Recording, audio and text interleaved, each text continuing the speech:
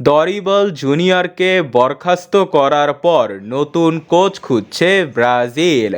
এখনও পর্যন্ত সমস্ত বাছাই ছাঁটাই করার পর 4জন কোচের নাম এগিয়ে রয়েছে।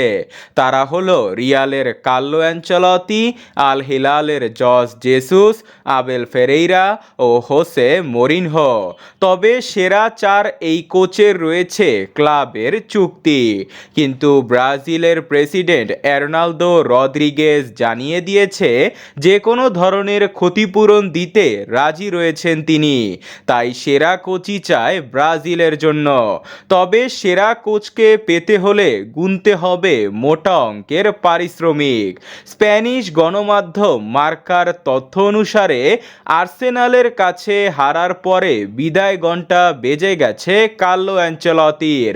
কার্লো আনচেলতিকে ছাঁটাই করার পরিকল্পনা করছে রিয়ালের প্রেসিডেন্ট ফ্লোরেন্তিনো পেরেজ। ক্লাব বিশ্বকাপের আগে রিয়ালের রাডারে দেখা যেতে পারে নতুন কোচকে। ওদিকে জুনের আগে নতুন কোচ নিয়ে আসবে সিবিএফ। তারা চাইছে কার্লো আনচেলতিকে। তবে চুক্তি ও মোটা অঙ্কের পারিশ্রমিক থাকার কারণে ক্ষতিপূরণও দিতে রাজি হয়েছে ব্রাজিল।